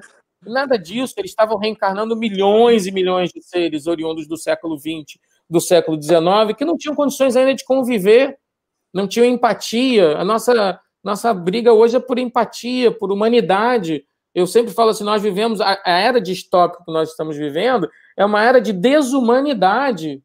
Tem uma ausência de humanidade no carregamento das pessoas que a gente não previu. Os espíritos estavam falando, vocês vão precisar trabalhar muito, todo mundo pensando que era acidente nuclear, né, cara? E não Esse era. é o tsunami. Esse é o tsunami. E a gente lê a geração nova. Me estendi, desculpem, me estendi. A gente lê a geração nova na Gênese e fica naquela, ai, que bom, vai vir uma nova geração que vai nos salvar e tudo mais. A gente fica nisso. E quem está cuidando da próxima geração? Como é que está a educação? Que é o sonho dele para essa próxima geração estar preparada. Então, eu acho que a gente ainda, que nem você falou, que retardamos o nosso processo de Brasil, um país que tinha assim, a inspiração nesses 50 anos de ser uma pátria, né, mais elevada espiritualmente, e eu acho que era no sentido que envolve tudo isso, humanidade, fraternidade, mas, Magali, a gente agora... Desculpa, a juventude? A juventude hoje... A gente parou para pensar que o conceito de educação está completamente equivocado também. Equivocado, completamente. Vocês falam de educação para mandar o filho para a escola. Não é só isso. Né? Não é só isso. Está longe de ser só isso, né? Então, como cuidar dessa nova geração? O que nós, que temos o conhecimento do que a espiritualidade já disse, está contribuindo para que essa nova geração faça esse futuro que a gente está ansiando voltar, porque a gente vai vir de novo. Quem quiser ver a Menina Índigo no Netflix, está fazendo 3 anos que a gente estreou. Está lá no Netflix. Ele fala desse assunto. Dia 12 de outubro. Porque um dos filmes que a gente fez é chamado A Menina Índigo. Está no Netflix também. Esse texto que a Magali feito por mim, né? Adoro, sou apaixonado. Quando começar, Wagner, manda para mim, para a gente postar nas redes, assim. Não, já está. É porque manda um postzinho para mim. Amanhã, dia 12, faz 3 anos que estreia. E ele é um filme que ele não foi bem na carreira dos salas de cinema, mas ele explodiu nas mídias, nos streams, explodiu, assim, tem 1 milhão de espectadores já, porque quem vê recomenda, é boca a boca positivo, né? É um filme sobre isso, sobre nova era, né? E cuidar dessa nova geração. A Magali falou desse capítulo da Gênese, né? Que é um dos capítulos que embasou o filme, né? Porque, na verdade, essa geração já veio, né, gente? Essa geração essa geração nova, mas a geração a gente fica sempre esperando, cadê, quando vai chegar, entra meio que no que o Rossano falou de, não, peraí, como é que eu vou fazer a minha parte? Essa geração é a gente. Kardec falou isso no final do século XIX, e a gente fica esperando essa geração nova chegar, essa geração nova, e fomos nós. Por que a gente está esperando para assumir o nosso processo todo, né? Como é que a gente está cuidando dessa criançada? Amanhã é Dia das Crianças, né? A gente tem que pensar nessa energia deles, a importância deles para a renovação do planeta, a renovação social, que era o que o sonho do Kardec na área da educação, de Pestalozzi e todos eles, educar um ser biopsicofísico, social, integral, humano e que tem essa visão de tudo, que tem essa liberdade de ser, e sem nenhum dogma, sem preso a nenhum preconceito, nem raça, nem nada, almas livres. Né? Assim, como ajudar esse planeta a se recompor, ter a sua natureza de volta, ter a humanidade de volta? É as crianças, gente. A gente tem que dar atenção a elas, né? Esse movimento, ele já está começando a acontecer, né? Você vê a própria BNCC, Jaime sabe que Jaime dirigiu o maior grupo de educação do mundo aqui no Brasil e ia para Xangai para dirigir isso na Ásia, para Hong Kong. Mas aí a gente tem uma outra coisa que a gente vai fazer, e E a própria BNCC, quando começa a discutir essa temática de você trazer conteúdos socioemocionais, as escolas entrando em esgotamento com famílias, porque a gente lembra de uma coisa, assim, quando a gente pensa nessa reencarnação desses espíritos ainda presos a uma visão completamente egocêntrica, tribal, até psicologicamente falando, por isso esse divisionismo extenso, porque eles estão com o psiquismo tribal, eles pegam qualquer coisa de diferença para reproduzir, né? Só não cortam as cabeças porque o tempo histórico e a democracia que a gente tem não permite, mas a vontade não falta. E eles são tão intensos nessa força que muitas vezes instiga na gente, o tribalismo da gente está ainda adormecido e a vontade também da gente cortar a cabeça vem, que a gente também é humano, mas também não corta porque a gente está evangelizado, né? É que muitas vezes é pelo esgotamento do excesso do mal que a gente simplesmente consegue sair dessa roda, né?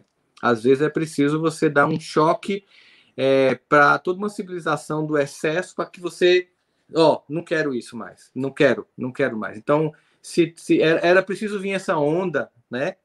E era preciso, inclusive, também que esses espíritos se revelassem, porque eles estavam atuando nas surdinas. Então, agora, quando eles se organizam, tipo Proud Boys, por exemplo, que mostra as caras, né? Agora, eu sei, sabe? Eu lembro uma vez, eu lembro, Wagner, uma vez minha mãe me levou, foi muito engraçado, porque ela disse, meu filho, tem acontecido alguma coisa, todo mundo está me maltratando. Gratuitamente. Aí eu fiz, mas mãe, achei que era meio exagero. Aí a gente resolvi um negócio. Aí eu liguei pro cara, Rossandro, venha, eu lhe adoro, vou ajudar, vai ser uma maravilha atender você e sua mãe. Cheguei lá com minha mãe, que bom que você veio, Rossandro, que coisa boa, parará, tal. Aí essa é minha mãe, o que a senhora quer? Ele mudou, quando ele falou para ela, de um jeito, começou a dizer, isso é ridículo, não sei o quê. Ele olhou para mim, eu fiz, tipo, aí quando terminou, ela disse, tá vendo? Eu disse, mãe, agora é massa, porque eu sei quem é, né? Agora eu sei quem é. Então, agora que eu sei o que é que está acontecendo, para mim fica mais fácil. Então, às vezes, o que a gente está vendo muito nesse movimento planetário agora é o revelar desses psiquismos coletivos que precisavam vir à tona para a gente identificar, né? Para a gente se diferenciar, né? E não, como o Wagner muito bem colocou, não aquela visão, nós somos superiores, estamos olhando esse povo lá embaixo, não. Irmãos que precisam ser despertados, porque nosso grande trabalho hoje em dia seria mais ou menos o seguinte, vai passar um ônibus para pegar uma galera para tirar daqui, né? Mas a gente tem que evitar o maior número de pessoas, que diminua a quantidade de gente que vai e aumenta a quantidade de gente que fica. Então, como eu lembro quando Jesus fala, eis que vos envio como cordeiros em meio aos lobos, que num primeiro momento parece assim, pô, Jesus, como é que você faz isso com a gente, os cordeirinhos mansinhos, velho, tu manda lá pro meio do lobo, pô, velho, cara, faz isso não. E aí você vê, pô, o lobo representa o instinto. O lobo representa aquele que age plenamente por instinto, e cordeiro é o símbolo da subserviência a Deus. O próprio Jesus foi o cordeiro de Deus. Então é como se ele dissesse, eu vou enviar vocês convertidos, no sentido não de mudou uma religião, mas com almas em processo de transformação, em meio aos que ainda nem começaram esse processo, para estimulá-los a fazê-lo, né? E lembra muito Paulo, assim, fiz-me muito para muitos, para entre tantos salvar alguns. Então, mais ou menos assim, vai lá, tá? E quem você puder trazer, traz para cá, né? E os que não, e os que forem, esse degredo é temporário, porque também é um degredo amoroso. Tipo assim, vocês tiveram aqui vocês vieram fazer um supletivo, não passaram na prova e a Terra vai virar uma universidade, então vocês vão ter que ir lá para essa escola de ensino médio agora, sei lá como é que vai ser esse planeta, mas assim que vocês tiverem adquirido o conhecimento que passar, volta para cá. Então, só que vocês precisam entender que para essa universidade avançar, não vai dar para ter mais ensino médio. Então, é um processo amoroso de todo modo, né? E eu ainda fico vendo a coisa aqui, tipo, o cara que aqui é inevoluído, lá ele vai ser espírito de luz, porque é igual ao Superman. Chegou aqui da Terra, tem uma potência imensa. Então, o cara que aqui... Imagina esse cara que o povo aqui atrapalha aqui as coisas, chega num planeta, assim, extremamente atrasado, ele vai ser o Leonardo Bruno, vai ser o Copérnico, eles vão por... Poxa, não dá, que é atrasado demais. Aquele povo aqui que estava embaçando lá vai evoluir o negócio. E a gente fica vendo o amor se manifestando nesse processo todo. E aí, eu acho que Wagner falou uma coisa que eu achei muito legal. E, o Wagner e o Marcel, sobre quando eu falei assim, meu negócio, o que é que eu faço com a bola que chegou para mim, né? E foi Wagner falou, toca pro outro. Se a gente parar de ser egoísta e ficar querendo fazer o gol sozinho, Talvez seja muito isso, ó. Só quando você começa a tocar... Quando é que o Brasil sempre perdeu a Copa do Mundo? Quando tinha fominha, quando tinha o jogador. O Brasil só ganhou a Copa quando tinha um time, né? E isso é muito simbólico. Eu estou muito futebolístico hoje, embora eu não torça por nada, nem veja futebol. Mas, enfim, vamos adiante. Mas tem um programa no Instagram lá que você faz com a mas é só metafórico, porque o Carpinejar é um futebol, mas eu gosto de vôlei, né? Então, assim, a ideia de mas que... o esporte tem muita metáfora mesmo, né? Tem.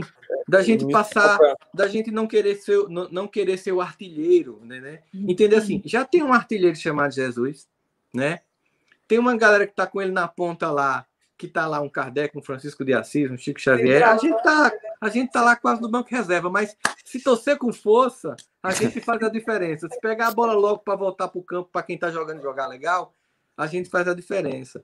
Então, é sempre uma alegria para mim, né, poder conversar dessa forma tão espontânea, ao mesmo tempo que inteligente e acessível com vocês, porque eu acho que uma das grandes contribuições que esse mundo virtual trouxe é que, veja, né, eu lembro que quando eu falei para vocês, quando eu comecei a fazer essas lives domingo de manhã, que a primeira que eu fiz sozinho, eu senti um vazio profundo.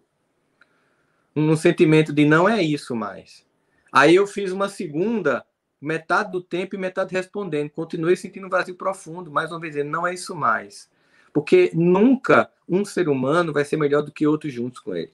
Então essa é a grande riqueza desse mundo virtual agora, que eu espero que fique até para as palestras reais, que a gente está aqui 1h30 falando e não está cansando. Claro que a gente vai terminar, porque a gente tem que terminar, mas se fosse uma pessoa só falando, por mais eloquente, sabe? Por mais fantástico que fosse essa pessoa, jamais teria a beleza, né, que a gente tem quando a gente resolve ter um calendoscópio de possibilidades, de visões de mundo, pessoas que têm um lugar tão único aqui, cada um tem um lugar tão único de atuar profissionalmente, traz uma visão tão particular e, ao mesmo tempo, um ponto comum que nos une, que é essa doutrina, né, que atrai até o nosso espiriteu aqui assumido, né, Marcel. Então, assim, é uma coisa tão legal da gente poder estar junto. Então, eu queria agradecer demais, assim, a vocês, né, a gente estar junto aqui. Depois eu quero, aí sim, fazer esse convite aqui espírita para fazer um evento não espírita no YouTube, para a gente falar um pouco disso para a comunidade não espírita. Acho que é importante a gente se sente como é um movimento que eu gosto de fazer muito, né? Esse movimento de ir para lá, não é negando, cair para lá para poder, porque quem está nos escutando como espírita aqui já está muito antenado, já está em busca, né? Mas tem uma dor muito grande lá fora, um monte de gente lá fora, e a virtualização dos centros proporcionou que muitas pessoas estão tendo mais conhecimento do movimento espírita do que antes. Para nós tem sido muito bom, porque muita gente está tendo acesso. Absolutamente.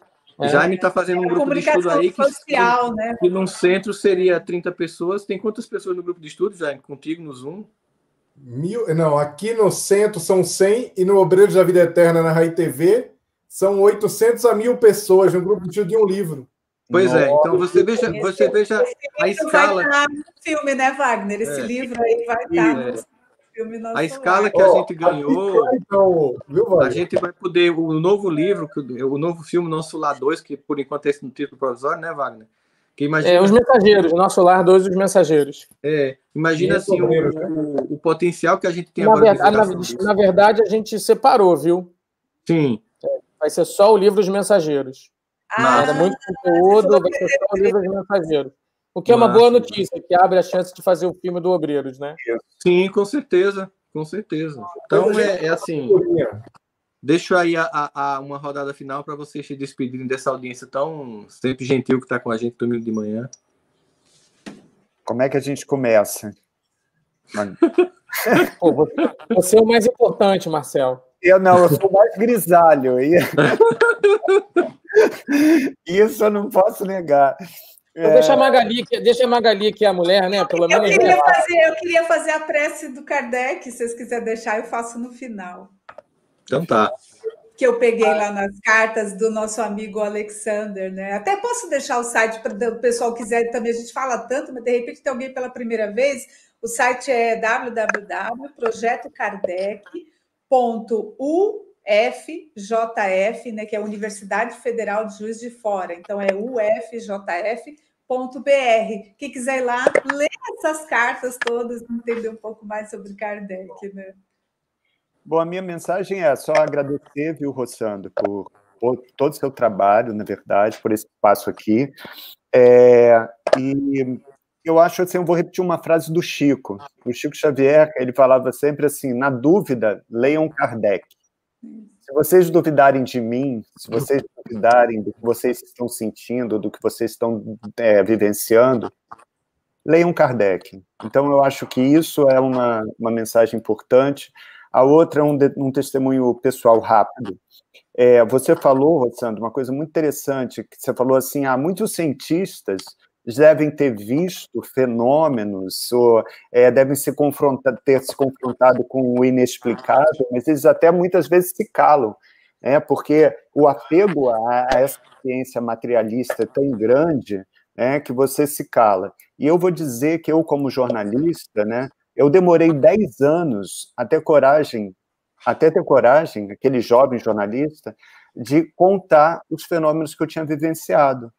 Só no relançamento do meu livro, 10 anos depois da primeira versão, eu contei no prefácio, na introdução, porque eu ficava um pouco constrangido de contar que eu tinha vivenciado aquilo e ficava, às vezes, preocupado com como a minha objetividade jornalística seria comprometida por aquele relato e por aquele testemunho. Uhum. Então, assim, eu acho que uma convocação que eu faço muito e aí é para os cientistas mesmos, vamos abrir cabeça, assim, se vocês estão vendo, se vocês estão percebendo fenômenos que só a ciência materialista não explicam, vamos todo mundo se une e amplia essa discussão do extrafísico, que é o que o grupo de Juiz de Fora também faz brilhantemente. Lançou uma convocação. Se você tem casos de APM, se você tem casos de reencarnação e você quer compartilhar os seus casos com a gente quer investigar e a gente quer estudar esses seus casos. Mais de 600 relatos já chegaram ao site de Juiz de Fora, mais de 600. E você tem uma equipe multidisciplinar lá, de mestres, de doutores, de pós-doutorandos, de gente conectada às maiores faculdades do mundo, Harvard e tal, pesquisando esses casos com o máximo de abertura, sabe? E com o quê? Aquela palavra-chave do Kardec, com coragem, com coragem. Então, fica só esse chamado. Obrigado, tá? Que agradece.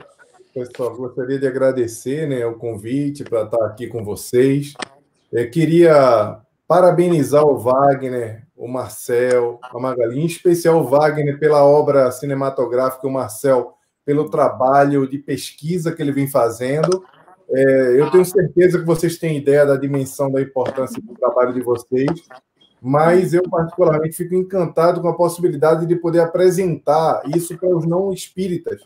Isso. Porque é muito fácil a gente ter uma mania muito grande, meio herdada da academia, de viramos referenciadores. A gente vai estudar um livro e aí a gente fica, não, porque Joana de Ângeles, não, porque Leon Denis, não, porque Kardec, não, porque André Luiz, não, porque Emmanuel, e fica aqui, o tempo todo, a gente com a gente mesmo, virando citadores como se estivesse no mundo acadêmico, e aí o que a gente precisa efetivamente é pegar toda essa estrutura e apresentar para quem nem sabe que precisa disso. Respondendo um pouco daquela pergunta do Rossandro, Steve Jobs fez o quê? O bicho apresentou, isso aqui que você precisa. Ninguém sabia. Então, você, quando apresenta uma proposta de um Deus diferente, quando você propõe a pluralidade dos mundos habitados, a reencarnação, quando você leva isso para pessoas que fazem, nossa, a religiosidade que eu não entendia, que eu negava, tem gente que pensa como eu, mas eu não sabia nem explicar isso. Então, o trabalho de vocês,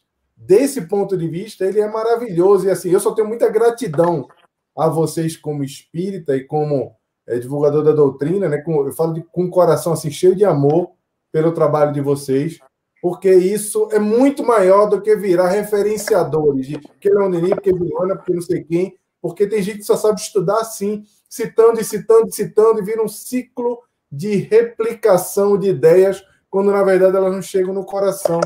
Então, eu fico muito feliz, eu queria dar o parabéns a vocês por esse trabalho, dizer continue, façam mensageiros, Wagner. Marcelo, deve ter coisa aí, você está lá em Juiz de Fora. Bom, pessoal, deve ter coisa aí agulhada que você não quer falar, então eu queria muito que fosse protagonizado em você, que fosse surgir a partir dessas pesquisas e não surgirem outras versões das coisas. E o Mensageiros, Obreiros, nossa, são livros assim que tem muito a ensinar a gente. Então eu queria só agradecer e falar com o coração para vocês, que talvez em nome de muitos espíritas que estão nos assistindo, pela gratidão do que está levando essa perspectiva para quem não tinha mais esperança em sentir Deus no coração. Eu acho que isso é bacana. Tá bom, minha última palavra é só de agradecimento mesmo, Rossandro. Estou à disposição quando você precisar, estou aqui, estou trabalhando pra caramba. A gente tá. Eu recomendo sempre os filmes, né? Quem não viu A Menina Índigo e também O Amor Assombrado, que é um filme sobre mediunidade, esquizofrenia, está lá na Netflix. O Kardec está na Netflix, o Nosso Lar está na Amazon Prime novamente, e incrivelmente fazendo sucesso, já foi para os Estados Unidos pela Amazon Prime também, então os caras vão vendo que o filme vai bem, eles vão abrindo os canais, né, os IPs, então está em toda a América Latina, voltou a ter um monte de mensagem, um monte de pedido a respeito do Nosso Lar. A gente tem projetos, a gente vai anunciar projetos na hora certa. Acho que deixa passar todo esse sofrimento da pandemia, deixa as pessoas começarem a respirar um pouco, né, em termos de, ufa, nós estamos passando. É um parto regenerativo doloroso, sim, e você bem falou. Tomara que não seja fórceps, né, Rossandro? Mas o que eu tenho para dizer é fiquem firmes, né? Sejam resilientes, sejamos resignados, né? Sejamos resilientes, resignados, firmes, assim, um bom momento de reflexão, introspecção, porque é uma década importantíssima pela frente, é uma década fundamental, esse assunto espírito na pauta de todos os lugares, o espírito humano, porque é assim, né? Nós passamos por crises grandes, guerras grandes, elas provocam transformações para quem souber aproveitar esses tempos que virão, né? Então, cuidem dos seus familiares, cuidemos-nos uns dos outros, tocamos a bola um para o outro, né? Quem puder fica em casa ainda, né? Quem tiver a possibilidade disso, os cientistas estão trabalhando incrivelmente, os médicos, né?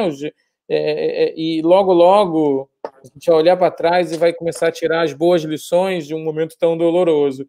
Então, eu acho que, sim, nesse momento em que a gente acabou de uma marca atroz de 150 mil mortes, 150 mil mortes, a gente devia estar repetindo isso todo dia para as pessoas lembrarem, né? Todo mundo conhece alguém que morreu em função de uma pandemia. Não podemos nos esquecer disso. Essas pessoas estão no mundo espiritual, precisam de oração, precisam de impacto positivo de todos nós. Então, é um momento de nos fortalecermos. Eu acho que aqui a gente está fortalecendo, entrosando o time para os próximos jogos e se fortalecendo. Estou aqui à disposição sempre que possível nas redes sociais. Eu uso as redes sociais como ferramenta de comunicação. Esse é o meu exercício, né? Tentando ser menos produto para a rede social, tentando usá-la mais como ferramenta de comunicação. E podem ter certeza, a gente está trabalhando muito para contar os filmes, para colocar os filmes na tela. As boas coisas virão, as boas histórias virão. A gente tem o maior prazer e o maior carinho de estar fazendo isso. Obrigado a todos aí. Prazer. Boa. Estamos na expectativa. Vai, Magali.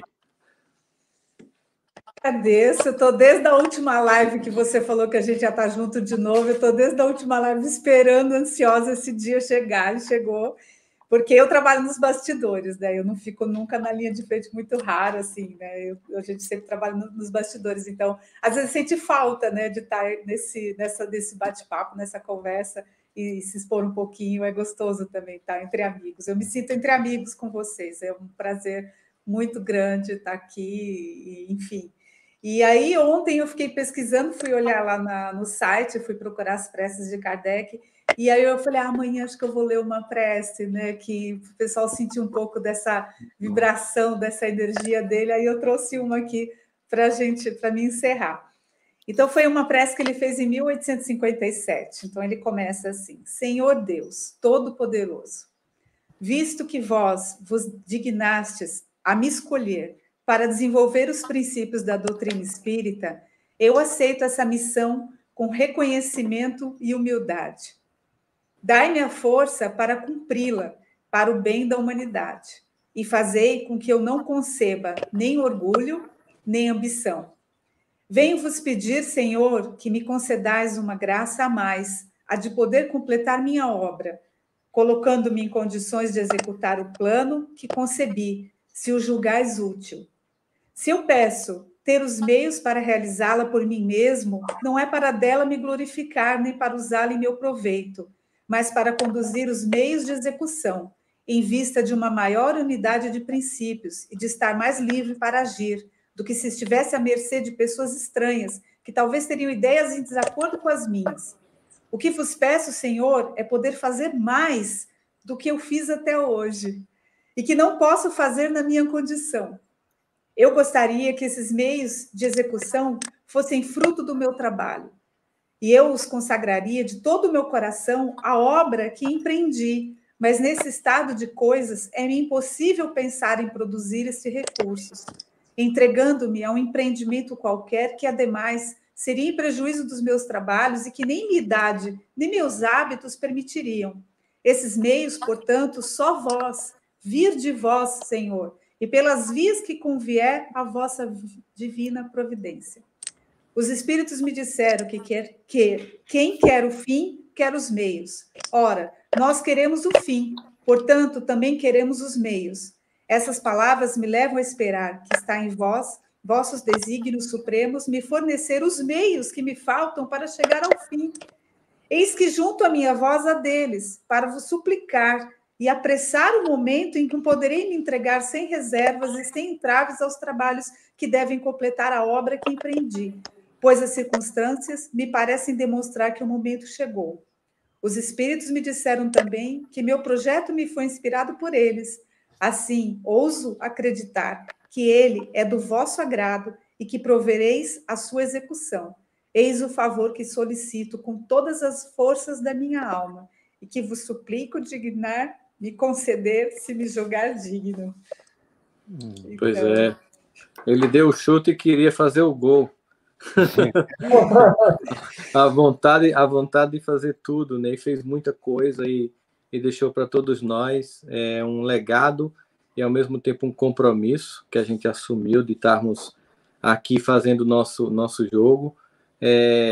Eles respeitam o nosso tempo, mas não significa dizer, né, que a gente não deva tentar melhorar a nossa habilidade, tentar melhorar nosso passe, né, nossos lances, e eu acho que é isso que a gente está fazendo aqui, construindo esse momento. Então, uma alegria estar aqui com vocês. Queria muito agradecer a Magali, a Wagner, ao Jaime, ao Marcel. Uma alegria a gente estar aqui junto. Queria agradecer muita gente nos retransmitindo hoje, gente. Aqui o pessoal acabou de mandar para mim aqui da 7.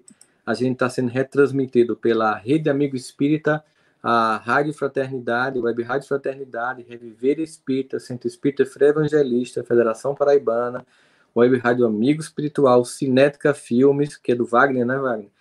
Do Espiritismo.net. Então, assim, tem muita gente vendo, muita gente vai ver isso à noite, depois.